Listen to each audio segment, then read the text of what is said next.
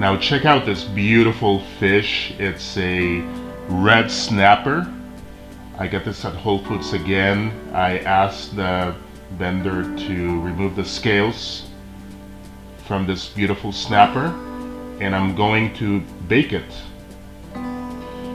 One thing that I do is I cut slits along the side of the fish, and the reason for that is one, it's going to allow the baking process to be more thorough, and also it's going to allow the flavors that I'm going to infuse it with to penetrate better. So in terms of preparation before you bake it is I add some olive oil on both sides. I massage this fish very well. Make sure the olive oil gets through on both sides and inside the slits that I made alongside those sides, and I'm gonna add a citrus flavor. So what I did is I cut some lime, and I'm gonna place the lime slices inside the slits of the snapper.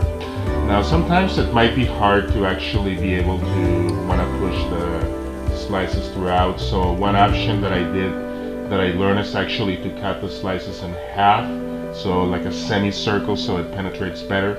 But it really doesn't matter. I mean, just do the best you can. And when we tasted the fish, it actually turned out very well. It had a beautiful citrus flavor. Of course, I put the lime inside the cavity as well, and I finish off putting the slices on the other side. Pasilla pepper pesto. These are pasilla peppers, and what I do is I'm gonna go ahead and put them on the stove. Make sure the skin is burnt off, and I'm gonna show you step by step how I make this pesto. That's gonna go very well with this fish.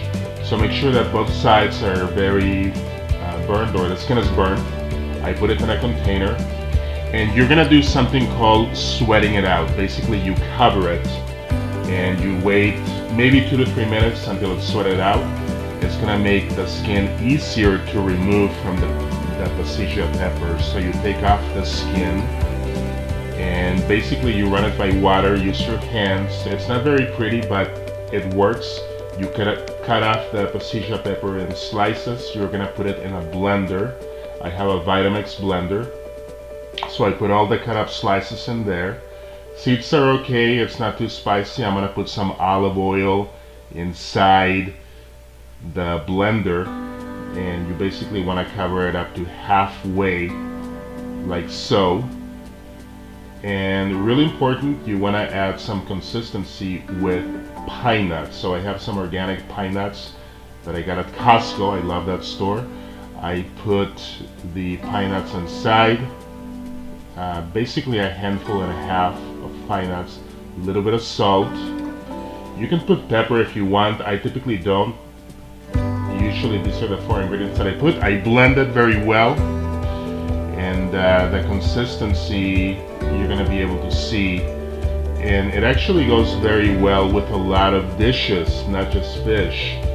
I've done it for meats, I've done it for burgers, and with this fish, this red snapper, this consistency, this flavor, this pasilla pepper pesto goes very, very well. And that's basically the consistency you're looking for. So I'm gonna put this snapper on a bed of peppers, bell peppers, red and yellow. They're actually raw, so don't worry about it. When it bakes, the juices from the fish are gonna seep down and cook the peppers. I also like to add some cilantro, so it's got the lime inside. I'm gonna put some cilantro for additional flavor. And basically that's it. So you have the bed of bell peppers, julienne style, the beautiful snapper on top, and I'm gonna go ahead and bake it on both sides. And typically I do about 20 minutes at a temperature of 425 degrees, and I put it in the oven, and then about halfway, about the 12 maybe 13 minute mark, I'm gonna take out the fish, turn it over on the other side and let the other side cook as well. And that's going to allow for a very good consistency. So this is the other side. I turned it over and I'm going to put it back in the oven so that it's a very consistent process in terms of the baking. This is the finished product. The vegetables are cooked and they had a phenomenal flavor with the fish as well. And finally, let's not forget the pasilla pepper pesto. You put it on the side. And as always, thanks so much for watching. Please remember to hit the like and subscribe button. And thanks so much. I will see you on the very next episode.